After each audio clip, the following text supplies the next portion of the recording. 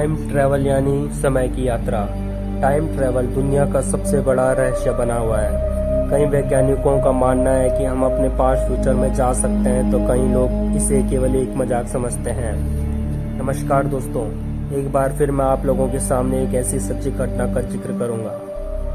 यह घटना न्यूयॉर्क शहर की है, जब देर रात 11:15 पर न्यूयॉर्क टाइम स्क्वायर के सामने अचानक एक आदमी भागता हुआ घबराया सा प्रकट हो जाता है। तो वहाँ खड़े लोग उस आदमी को देखकर डर जाते हैं, क्योंकि उसकी वेशभूषा उन सब लोगों से अलग थी।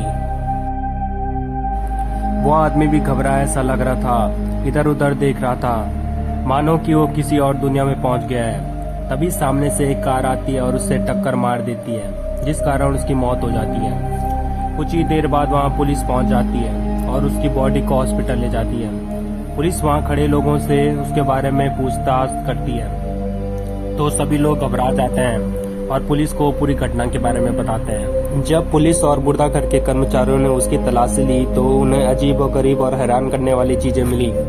उसके जेब से $70 पुराने जमाने के नोट, जो कि नए लग रहे थे, तांबे का एक टोकन, एक घोड़े के तबेले का बिल और एक बिजनेस कार्ड मिला, जिस पर रुल्डो फैंज नाम लिखा था।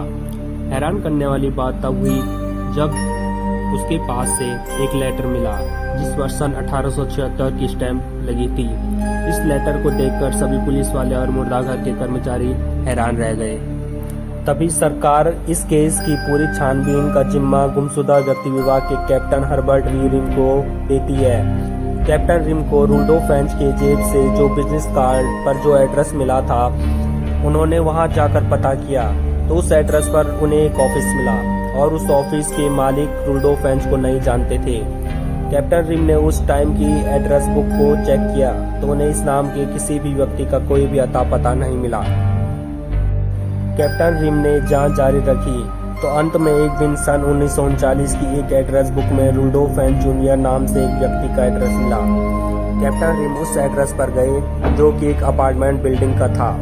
वहाँ के लोगों से बात की तो पता चला कि वह लगभग 60 साल के एक व्यक्ति थे। रुल्डो फैंज जूनियर उस अपार्टमेंट बिल्डिंग में काम करते थे। जैसे तैसे कैप्टन रिम को रुल्डो फैंज जूनियर के बैंक अकाउंट डिटेल मिल गई।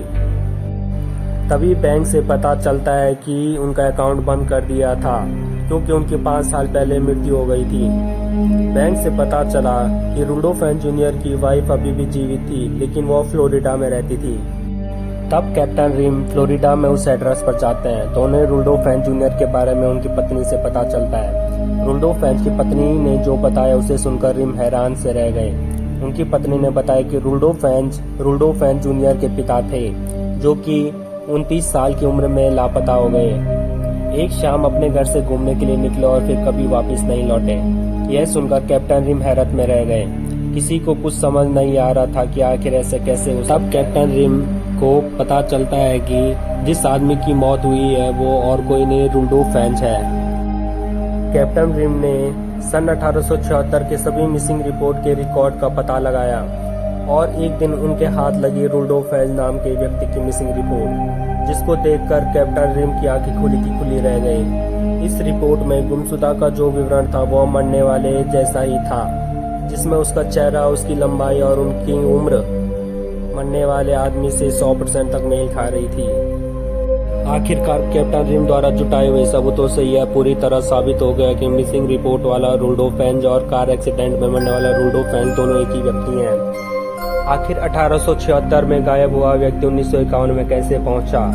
उसने किस तरीके से टाइम जंप किया, जो कि 75 साल आगे पहुंच गया, जो अपने आप में एक बहुत बड़ा रहस्य बना हुआ है। रुल्डो फैंज की ये टाइम ट्रेवल यात्रा दुनिया की सबसे बड़ा रहस्य माना जाता है और आज भी ये इतिहास के पन्नों में दफन है।